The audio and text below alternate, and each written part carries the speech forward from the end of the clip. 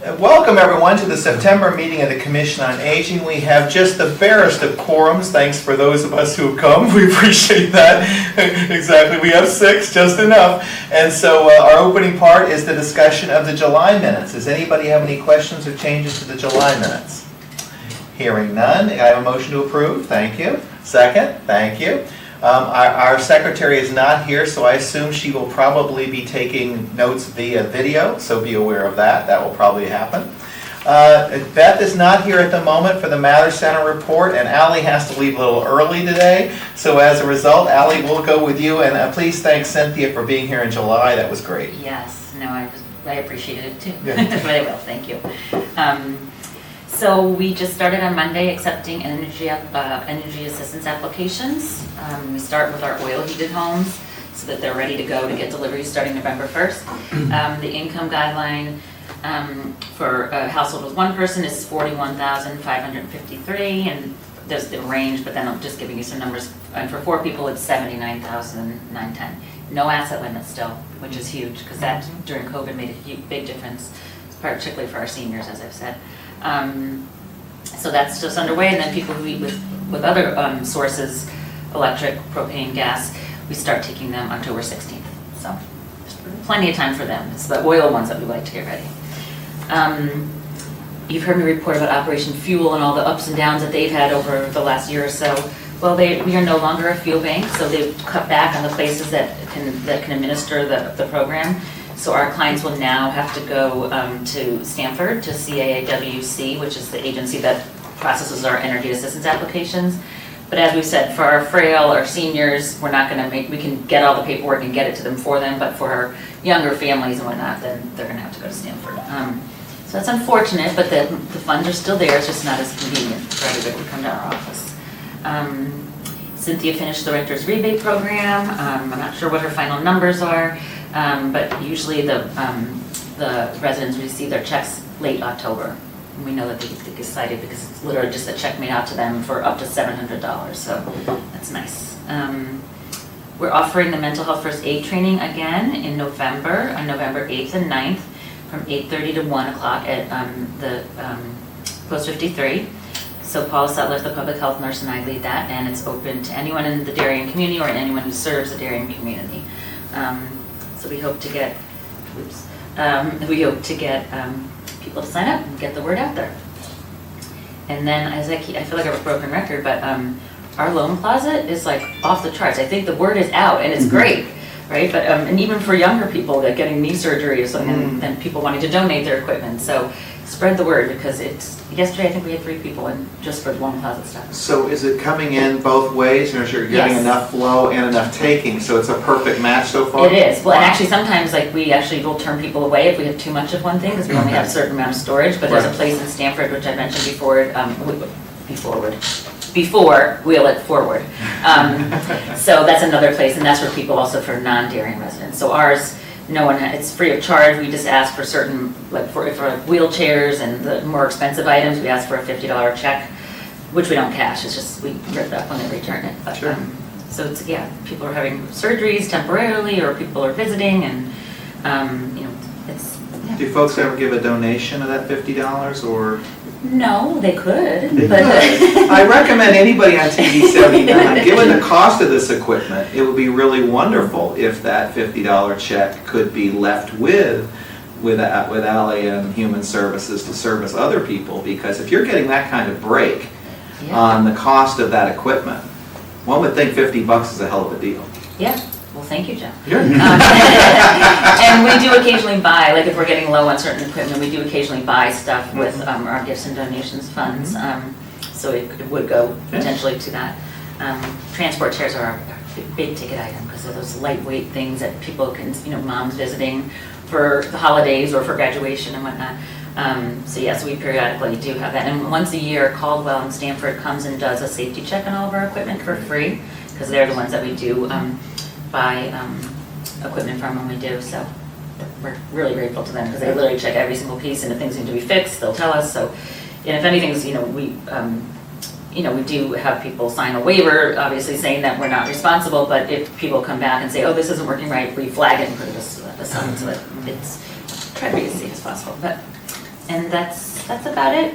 Of course, emergency call us, it's hurricane, and before you know it, it's gonna be winter season, so, you know, we haven't called that much, because last winter we had a mild winter. I think we only called once, and, knock on wood, we haven't had to call on any hurricanes yet. Yeah, Hurricane Lee made a nice dodge of us by about 400 miles. That was great. Yeah. And then we haven't had anything else yet, so knock on wood. Right, That nothing else comes out of the Atlantic that will make us troubled. yes, so Awesome. that's all I I have. have a question. Sure, go Alan. for it. Can you come back to the fuel bank? The Operation Why is Fuel? Darien no longer on the fuel bank, and what happened, and should we do something about it? No, you know what it is, New Canaan, they lost the privilege like a few years ago too. I think the smaller towns, they're just, I don't know why, because I don't know how it costs them any money. We have the fuel, we have to, it's just a portal that you have to submit the application. So I think it has to do with numbers. So I think the smaller towns, they're just having them go to the larger cities. That's my understanding. Is that something that you would like to see the town do? Is there something we can do to maybe re-examine that and get us back on it? Would it make your life easier? I think, you know, like I said, we're still gonna be working with CAWC, so like from some of our seniors, we already said, just drop the stuff off to us and we'll get it to them, scan it to them, whatever. I don't know that it's an option. You know, it's not a state-funded program, it's a 501(c)(3), so they Okay. kind of make, it's not like it's run by DSS or something like that. No. And I have to say, not to badmouth them, because they're great, but we didn't even know. I submitted 3 applications and was getting nothing back, and then they finally said, oh, yeah, actually, you're not gonna be a field make anymore. So, well, we have these applications, so they did approve those 3 from us, but then going forward, it'll go through Stanford, Oh. so. It's unfortunate, but I don't think there's much that we can do. And it sounds like they might be having a staffing issue where they're trying to limit their towns. Yeah. That would be my guess based on everything else we're seeing. Fair enough. Thank you. Any other questions for Ally? Hearing none. Thanks so much, Ally. Appreciate that. Beth's not here, so we'll skip over that, and we can move right on to old business. A piece of old business would be the walking plan. I'm hoping to get Steve back here, Steve Mulvaney, Chair of Planning and Zoning, to see what kind of progress he's making. So I'll shoot for that for the October or November meeting, so that he can give us an update as to what we can be doing, if anything, relating to that. And then I'll turn it back over to Peter on what's going on with the state and AARP. Yeah, I've got a number of things to report on. Let's start with, we'll start with AARP. You know, as I said last time, Social Security is going to be a major focus for AARP, because there's real concern that Congress is going to do things to impact it. And just to show you to tell you how current it is, there's a Zoom meeting tomorrow morning. Just pull it up here.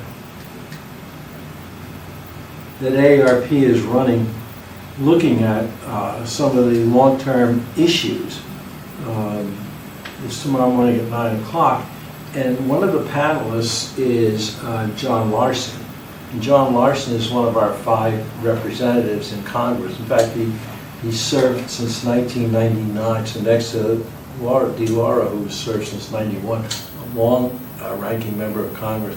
But a Democrat and a Republican from Alabama are going to be on a panel that AARP is organizing, just to begin the conversation to look at this. So again, all of us should be alert that things are going to percolate, and that's a pretty long-term thing, but it has started, and it's really started. Next Thursday, not this Thursday, but next Thursday, Kelly Lepler is going to be visiting Darien. I set up an orientation for her. She is the new state director for community outreach for AARP, and she has some good experiences from the state of Massachusetts. And what I'm going to do is she's going to have lunch with myself and Chris at Mather Center, and then we're going to meet with Human Resources, meet at the library. Unfortunately, if it were today, she would be sitting here, because I want her to see how one of our 169 towns really work, and how AARP can not only provide materials, but also get from us input as to what's going on. to make it a two-way street. Mhm. So that's happening. So those are ARP happenings. Darien Library, did anybody go to the Darien Library's annual meeting besides myself, which was Sunday night? And this is their annual report. And I'd encourage you to maybe look at it, get a copy of it. It's a fascinating statistic, I think. So this is their page of statistics. They had 213,059 library visitors last year. It was the busiest library in the state, a public library in the state. And there's some fascinating numbers. We did 1,303 tax returns, AARP did. They have 115 new donors. They have 300 new families that signed up, and their revenue is up 48%. So they're doing a really great job. And you ought to go look at the website, because they're going to do something interesting. They're starting to look at, they need to look ahead, as we all do, they need to look ahead. So they're doing a series of focus groups. And I believe the first one is November the 1st. I believe it's like in the morning sometime, where they're going to try and get people from all over the community to provide insight so that they can update their own strategic plans. And again, I'm thinking, this is something that you folks might want to consider doing. I mean, you live in Darien, you use the library, why not find a couple of hours? I'm sure those focus groups are going to go at different times of the day, and just go and put your 2 cents in and provide some insights as to what the town needs. I'll tell you this, the staff there is fantastic. Yes, they So are. I walked through the stacks looking for books, and one time for as the rare occasion, I actually went on the web and did some searching and found a great book I'd like, and it was missing from the stacks where it should have been. And I went to the staff member, and she said, yeah, that happens on occasion, but we'll put you on the hold list. And not 4 days later, they found it, and so I was able to get the book. It was awesome. And then, of course, it went beyond the time period. Next thing I know, I got an email that's been automatically renewed, no charge. So the fact that they're up so much in revenue, right, is remarkable in that they're clearly not using fines anymore when people are late, or in my case, only 3/4 of the way through the book. It's awesome. I mean, it's fantastic. And of course, I encourage everyone to use also the online system. I think it's Hoopla, if I'm not mistaken, which is great if you're wanting to listen to a book, right? And so it's free, it's checking out from et cetera. The only challenge with that is if you put Hoopla on next to your bed and you're getting ready to fall asleep, you will miss 2 or 3 chapters before someone comes in and turns it on. So I found myself having to rewind Hoopla to get back to where I was when I fell asleep. So but an amazing resource of this town, and I would challenge any library in the state or the nation to really top Darien Library. It's amazing. And they have an online app too, so you not only use it. I renewed my library card, and they reminded me about the online app, and I said I often travel without my phone, but never without my library card. You're absolutely right, Joe. I'll give you another quick, since we have a little bit of time. Yeah. Our granddaughter is the production manager of Wilton's play this fall, which is Agatha Christie, The Murder of Roger Ackroyd. And so I thought, and she wouldn't tell me about it, so I thought I'd get the book. I went into the library, and I said, do you have Agatha Christie's? And they said, geez, we don't know. And they looked, and they said, that was written a long time ago. And it was one of her first books. And they looked, and they said, it's not in the stacks, but they said, we have a large print edition, and it's down in the basement warehouse area. And a half an hour later, they came up and gave me the book. Yeah, and so I read it. So I know who murdered. I'm not telling anybody. But if you're going to go see the play, folks, you can go to the library and read the book. That's really cool. Great. But yeah, just to your point. Yeah. A few other things. The Aging Connecticut Summit, it's on for October 30th. We have more than 300 people already registered for it. Again, I think, for example, somebody from your department, perhaps Allie or yourself, would benefit from attending. It's It's a first-time event. It's all of the 5 areas of aging on the state. And as I said last time, I've been handling the housing panel, and David Genovese is going to be on that housing panel with some other people. So it looks like it's going to be, again, a pretty important event. Interesting aside, I was listening to somebody talking about gerontology workforce, and they were saying there's such an empty number of chairs in educational units around the country that gerontology is not a area that's necessarily of interest to young people, and Yale even has vacant seats in their program. So again, for us, for people watching Channel 79, for any young people, it's a great opportunity, and it's a great field, and it's a good opportunity to get a position there. Yeah, no doubt, especially given the sheer bubble of people going through. I mean, if you think about it, if your choice is pediatrics or gerontology, there's certainly going to be a lot more seniors in the near term. Just a couple more things. And maybe I could bring this back next month and talk about, did anybody a week ago Sunday, the New York Times had a very unique opinion section. And this is, Can America Age Gracefully? A special project on how the country should prepare for the big demographic shift.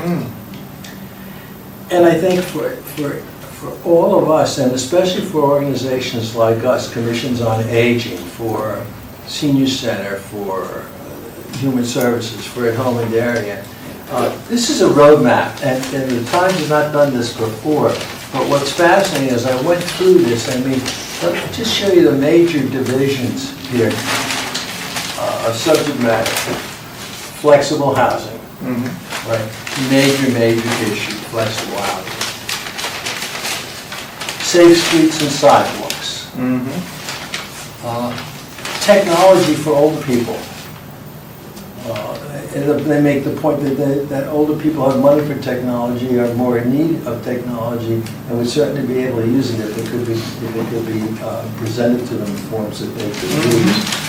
And then this, who's caring for the caregivers? And as I looked at this, I just want to read you a couple of facts. In 2020, the share of people 65 or older reached 17%. In our town, it's almost 20%. By 2034, that's just 11 years from now, there will be more Americans past retirement age than there are children in this country. An average of 10,000 baby boomers are turning 65 each day. Might be sitting next to one of those.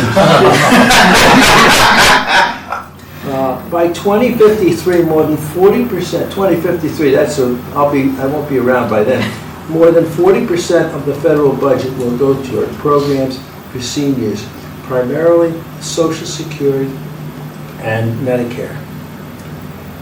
And, which I found interesting, there are 322 million of us Americans. 42 million of us are providing support to someone's 50 years of age or older. So these are, I think, incredible statistics, and it's the reality. And again, organizations like ours and people doing it have really got to remember this and should focus on this because we need help. Well, the tech is going to be fascinating because I'm already seeing it moving towards helping seniors. If you have the chance, download BARD, B-A-R-D, okay? And you can feed questions to it, okay? And what's fascinating is that within 10 seconds, okay, any question you ever have, they will give you 4 paragraphs on the answer, okay? Now, why is that important? Because it's no longer about Googling, right? You don't have to, good morning, you don't have to Google, okay, and know what a search term is or anything else. You can simply enter a question into the portal, and boom, there's your answer. Now, There are some problems. There's something called hallucinations, where Bard will, or ChatGPT, will actually give you false information. So there are still some bugs in this process, but it is getting far better, and it's only going to get better. I mean, there are all kinds of issues, how that's going to affect the economy and everything else. But for seniors, it's amazing, because if you need data, it is no longer about having to figure out how to use the search. You can just simply download that app on your cell phone or on your PC or on your laptop.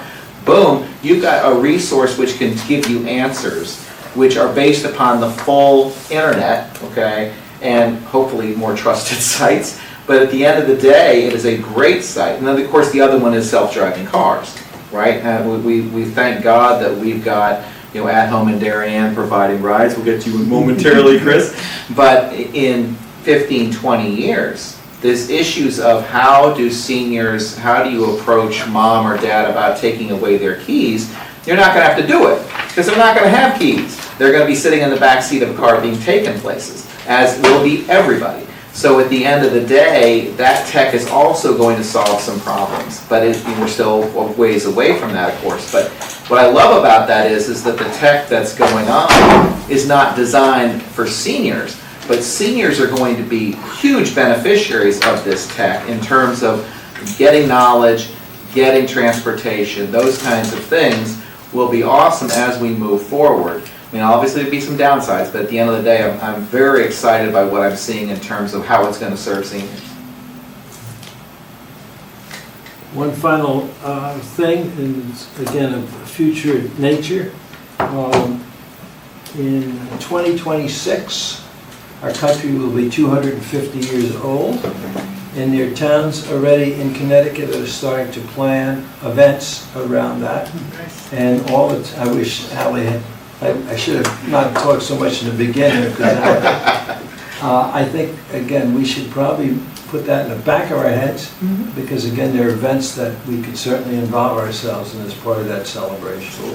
So put it on your calendar, July the 4th, 2026. Well, we all celebrated at this table the bicentennial in 1976. And I don't think any of us will be around in 2076. So it's just the last chance to celebrate something big involving 1776. Great stuff. Any questions for Peter? Hearing none, I'll turn it over to At Home in Darien. Chris, what's going on? Thank you, Joe. Just a couple of real quick updates. Literally, our Out and About, our 3 times annual newsletter, is probably going to be distributed to all mailboxes today, and then probably tomorrow. And I got a copy for everybody here. What's really notable about it is that our feature inside is on Ally and Human Services. So the most challenging thing about putting that together was getting her team to agree to a photograph. But we did it, and so that was great. Just highlighting a couple of things that she talked about, the loan closet, things of that sort. We have a number of events coming up in the next month and a half or so, which are important for us as an organization. The first one is interesting. It's our, I guess, 3rd annual Sip and Shop at J. McLaughlin downtown. And again, what's important about that is 15% of all of the net of the gross sales that day go towards At Home in Darien. So we don't typically put on a lot of events, so this is an important one for us. And Sue Oakey and Marcia Cleary and the rest of the board does a great job in getting people there. And you can shop in advance of that date and just tell them at checkout that you're here to support At Home in Darien, and they'll capture that. There are 2 events being, well, one umbrella event, but in 2 separate phases in coordination with the Mather Center in Beth on memory care. The first one is on Wednesday, October 11th, and the next one is October 18th. And they're not specific to Alzheimer's, although the first one does have an Alzheimer's piece in its title. And the second one is really more about financial planning and how to prepare and manage finances when yourself or a loved one is dealing with cognitive and memory issues. So we're excited about that. Our annual luncheon, which is another important event for us, is October 26th at the DCA and co-sponsored by the DCA. It is a free lunch to all Darien seniors. So it's one of the ways we continue to try to give back. And we're taking names now, and we put that out in our monthly calendar events, and we probably have 35 names with probably a ceiling of 115 or so. We have a guest speaker, an author, Jennifer Morozic Sukalo, and she's written a book called Claim Your Swagger, which is apparently good for any age. I haven't read it. Maybe I should go to the library. They may have that book on tape. But it'll be particularly good, and she's going to cater it to seniors, and how at any age there's an opportunity to really take a step back, and whether you've dealt with setbacks, be able to right the ship. So we're excited about that. Our annual meeting is set for December 6th, hoping, Joe, you were there last year, and several others, hoping everybody here will be at that annual meeting. We're working on a guest speaker for that. So if anybody has any suggestions to the board, and we'll continue to look at that and move forward. We are in the process of bringing on 2 new board members. It's not finalized, so I don't want to give their names, but we've got somebody in the healthcare field, which is important given our focus, and then somebody who has been involved in and out with At Home in Darien and organizations dealing with seniors for many years, and so we're very excited about that. That'll bring our board to 17, which we're excited about. And every year we're getting ready. The leaves are starting to fall. We do leaf raking for all Darien seniors who want it, and we have now probably 6 or 7 groups that go out and tackle these leaves. We do it kind of one time in November, hopefully when all the leaves have fallen. So again, anybody out there who wants their lawn raked or knows of a senior who needs their lawn raked, please give us a call in the office. And the same thing with snow shoveling. The only caveat there is with snow shoveling, we do the public sidewalks. And anybody who signs up for us, regardless of the status, we will make sure it's shoveled, but I know there are fines in Darien if the public sidewalks are not shoveled, so we will take care of that. So, Very nice. Thank you. Great. Sue? Could I just add that the 2 programs in October about the memory care, if people would call and make a reservation, either at the senior center or at our office at Home in Darien, because they want to know how many people are coming. But it is for free, but we just call ahead. Is that during the day or in the evening? It is 4 to 4 to 5:30, 4 to 5:30. both days, yeah. Which is a good And time. and it's at the Mather Center. And it's right here, when you get your newsletter, you'll see this. That's great. Awesome. Other questions for Chris? Hearing none. Sue, I'm going to turn it back over to you for a quick, anything going on with your commission relating to people who have issues with their homes or the commercial property, or? We didn't have an official meeting of the Blight Commission last week, but 2 new properties came up, but it turns out neither one of them are, I specifically asked, are related to seniors. Okay, good. And one that has been on the record a long time, the gentleman has passed away, and so that is going to finally be resolved. So we're moving forward slowly but surely. Good. But none that relate to seniors are Awesome. on the docket right at the moment. Great to hear. Well, we appreciate your work on that commission. It's between Ally with Human Services worrying about our seniors, and the Blight Commission giving the seniors who needed the opportunity to address whatever issues they have, and thankfully none new lately. That's great. Yeah. It's a great thing that we can make sure that we try to keep our seniors in their homes, even when, quite frankly, for them, all hell is breaking loose. So, good stuff. Okay, great, thank you. Other old business? Any new business? Hearing none, can I have a motion to adjourn the September meeting of the Commission on Aging? Thank you. Second? Thank you. All in favor? Aye. We will see you in October. Thanks so much.